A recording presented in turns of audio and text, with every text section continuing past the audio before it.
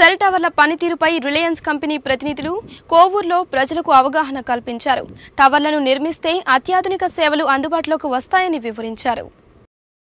కోవూరులోని Maithili hall సెంటర్లో cell tower నిర్మాణంపై ప్రజలకు అవగాహన కల్పించారు. కంపెనీ ప్రతినిధులు ఎస్ఐ సుధాకర్ రెడ్డితో కలిసి రేడియేషన్ ప్రభావం గురించి స్థానికులకు వివరించారు. ఈ సందర్భంగా పలువురు స్థానికులు టవర్ నిర్మాణం వద్దంటూ కంపెనీ ప్రతినిధులతో వాగ్వాదానికి దిగారు.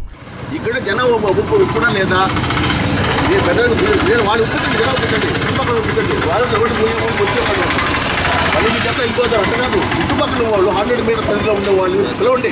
మేము చెప్పేది సార్, అదే రోడ్డు పోయేవాళ్ళు రోడ్డు పోయేవాళ్ళు వచ్చి మీరు వచ్చి ఇక్కడ మాట్లాడి మీరు బట్టి వెళ్ళిపోతే ఆర్డర్ మీద 5 కోట్లు అవుతుంది. ఇంకో కోట్లు 10 కేలు అవుతున్నాయి, మాకు పేర్లు అవుతున్నాయి, మమ్మల్ని ముద్దా చేస్తారు. అందువల్ల మేము అనంతరం బజార్ సెంటర్లో బీఎస్ఎన్ఎల్ కార్యాలయం తదితర ప్రాంతాలలో టవర్ నిర్మాణంపై ప్రజలకు అవగాహన కల్పించారు. 4G సేవలు అందుబాటులోకి వస్తే ప్రజలకు అత్యాధునిక సేవలు అందుబాటులోకి వస్తాయని కంపెనీ ప్రతినిధులు తెలియజేశారు. 5 మిల్లీ వాట్స్ వస్తుందండి ఇక్కడ ఈ టవర్ లోపల. బీఎస్ఎన్ఎల్ ఎక్స్చేంజ్ కోవూరు దగ్గర మనం ఇప్పుడు టెస్ట్ చేయడం జరిగింది.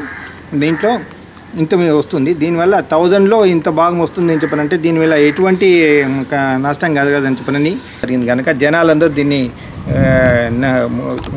అర్థం చేసుకొని ఈ టవర్ కన్స్ట్రక్షన్ కానీ తర్వాత 4G ఇంటర్నెట్ రిలీజ్ కానీ అందరి కోఆపరేట్ చేసి రేపు ఈ ఫెసిలిటీస్ని బాగా వాడుకొని దాన్ని సద్వినియోగం చేసుకోమని కోరుతాను.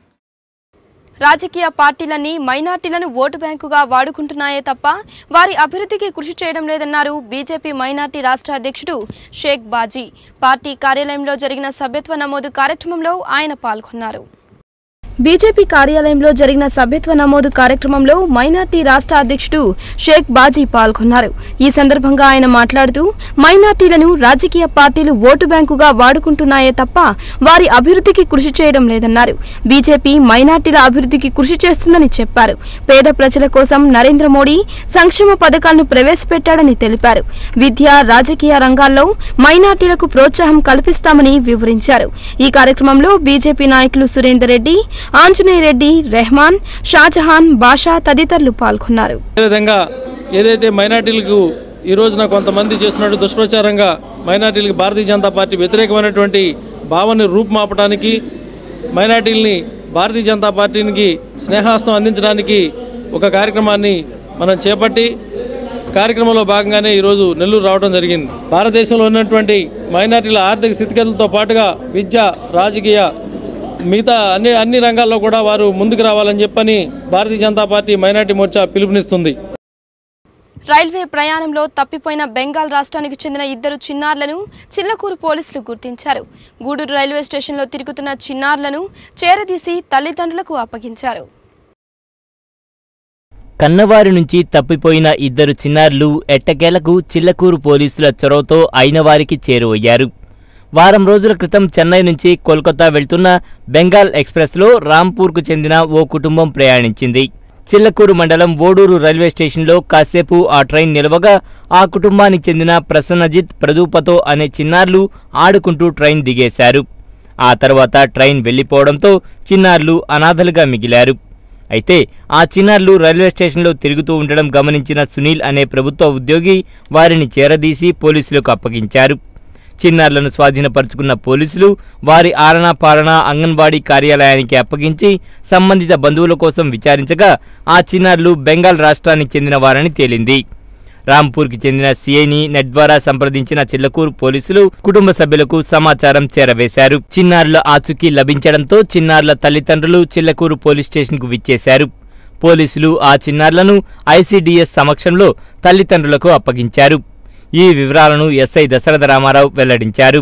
వాళ్ళకి హ్యాండ్ ఓవర్ చేసిన తర్వాత వాళ్ళు మిగతా ప్రాసెస్ కూడా చేశారు. చాలా సంతోషకరం. ఆ పిల్లలిద్దరిని వాళ్ళ తల్లిదండ్రులకు చేర్చడం అంటే తండ్రి అయితే ఎక్కడ ఆశ్రయికో తెలియలేదు. ఆయన కొంచెం బాగా తాగుతాడని కూడా తెలిసింది. వాళ్ళు చెప్పడంలో వాళ్ళ పెదనాన్న వాళ్ళిద్దరిని వాళ్ళ బాబాయిలకి వాళ్ళ పెదనాన్నకి హ్యాండ్ ఓవర్ చేస్తున్నాం. వాళ్ళు క్షేమంగా వాళ్ళని చూసుకుంటాం, వాళ్ళ సంరక్షణ మా బాధ్యత అని ఒక అఫిడవిట్ కూడా రాసిచ్చారు. వాళ్ళ యొక్క సర్టిఫికేట్స్ కానీ ఇవన్నీ ఐసీడీఎస్ వాళ్ళకి, ఐసీపీఎస్ వాళ్ళకి హ్యాండ్ ఓవర్ చేయడం కూడా జరిగింది. కోవూరు మండలం వేగూరు బీసీ కాలనీలో దారుణం జరిగింది. అనుమానంతో భార్యను కర్రతో కొట్టి హత్య చేశాడు ఓ కిరాతక భర్త. కోవూరు మండలం వేగూరు బీసీ కాలనీకి చెందిన షేక్ అమీర్ బాషాతో షమీరాకు 5 సంవత్సరాల క్రితం వివాహం జరిగింది. వారికి 2 పిల్లలు. అమీర్ బాషా మెకానిక్ గా పనిచేసుకుంటూ కుటుంబాన్ని పోషించుకుంటున్నాడు. సజావుగా సాగుతున్న వీరి కాపురంలో అనుమానం పెనుభూతమైంది. నిత్యం మద్యం మత్తులో భార్యను వేధించేవాడు. ఈ క్రమంలో ఇంట్లో ఎవరూ లేని సమయంలో భార్యాభర్తలిద్దరూ గొడవ పడ్డారు. అక్కడే ఉన్న కర్రతో అమీర్ భార్య షమీరాపై దాడి చేసి హత్య చేశాడు. ఇంటికి వచ్చిన మృతురాలి అత్త జమీలమ్మ షమీరా పడిపోయి ఉండడాన్ని గుర్తించి చుట్టుపక్కల వారికి చెప్పింది. సమాచారం అందుకున్న పోలీసులు సంఘటనా స్థలాన్ని పరిశీలించారు. మృతదేహాన్ని పోస్టుమార్టంకు తరలించారు. కేసు నమోదు చేసి నిందితుడి కోసం గాలింపు చర్యలు చేపట్టారు. అంత ముందు గొడవ చేసేవాడయ్యా, ఇప్పుడు కొడుతున్నాడు. అంత ముందు తాగొస్తే తర్వాత జనవరి నుంచి తాగడం మానేసినాడు. మందులు వాడుతూ ఉన్నాం. మళ్ళీ నెలకు గడ తీసుకోరమ్మన్నాడు. ఈ లోపల ఊరికి పోయారు. ఇలా లేదయ్యా నా కోడలు అట్టాడితే కానే కాదు నాయన. ఆడే మధ్యంగాడు పడిపోయి ఉండిందయ్యా.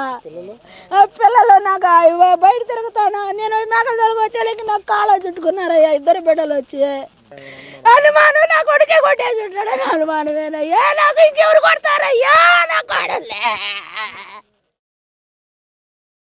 పిఎస్ఎల్వి రాకెట్ ప్రయోగం విజయవంతమైంది. 59 గంటల 30 నిమిషాల సుదీర్ఘ కౌంట్డౌన్ అనంతరం ఈ సాయంత్రం 5 గంటల 19 నిమిషాలకు పిఎస్ఎల్వి C-27 రాకెట్ శ్రీహరికోటలోని షార్ నుంచి నిప్పులు చిమ్ముతూ గగనతలంలోకి దూసుకెళ్లింది.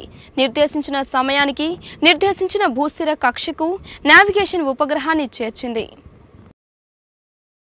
భారత ప్రాంతీయ దిశానిర్దేశ ఉపగ్రహ వ్యవస్థ ప్రాజెక్టు కింద ఇస్రో చేపట్టిన 4వ నావిగేషన్ ఉపగ్రహ ప్రయోగం విజయవంతమైంది.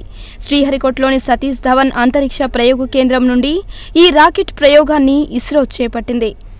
59 గంటల 30 నిమిషాల సుదీర్ఘ కౌంట్డౌన్ అనంతరం ఈ సాయంత్రం 5 గంటల 19 నిమిషాలకు షార్లోని 2వ లాంచ్ ప్యాడ్ నుండి నిప్పులు చిమ్ముతూ 1425 కిలోల బరువైన నావిగేషన్ ఉపగ్రహాన్ని నింగిలోకి మోసుకెళ్లనుంది. बिल्कुल नॉर्मल सामान्य प्रक्षेपण आप बिल्कुल क्लियर देख पा रहे होंगे. प्रज्वलन को एक अमिट बन जाने वाले सपने की हकीकत. Vehicle moving majestically through the atmosphere. We can hear the thunder sound. The mission control center here. बहुत ही जबरदस्त गर्जना रॉकेट की उसका संबोधन कि इसरो को भारत के नवनिर्माण में अहम भूमिका निभाने. శాస్త్రవేత్తలు నిర్దేశించిన గమనం సమయానికి అనుగుణంగానే రాకెట్ గమనం సాగింది. రాకెట్ గమనాన్ని ఇస్రో చైర్మన్ కిరణ్ కుమార్తో పాటు షార్ డైరెక్టర్ ఎంవైఎస్ ప్రసాద్ పరిశీలించారు.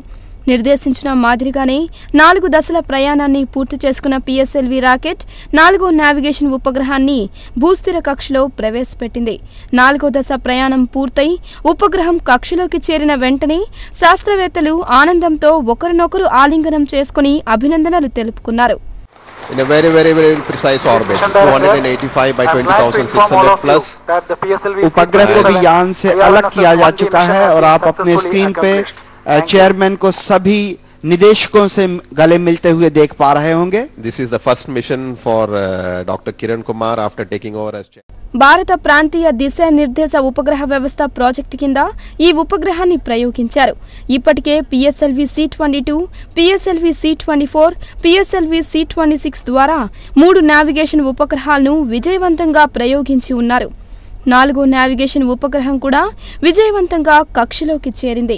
దీని తర్వాత మరో 3 నావిగేషన్ ఉపగ్రహాలు ప్రయోగించిన అనంతరం దీని సేవలు పూర్తి స్థాయిలో అందుబాటులోకి వస్తాయి. ఈ వ్యవస్థ ద్వారా నేల, సముద్రం, గగనతలంలో దిశానిర్దేశం చాలా తేలికవుతుంది. వాహనాల గమనాన్ని పరిశీలించడానికి, విపత్తు సమయంలో సహాయక చర్యలకు ఇది సహాయపడుతుంది. భారత ప్రాంతీయ దిశానిర్దేశ ఉపగ్రహ వ్యవస్థ ప్రాజెక్టు ద్వారా భారత్ 2 అగ్రదేశాల సరసన చేరనుంది. ఇప్పుడు కాసేపు వాణిజ్య ప్రకటనలు, అనంతరం మరిన్ని విశేషాలు.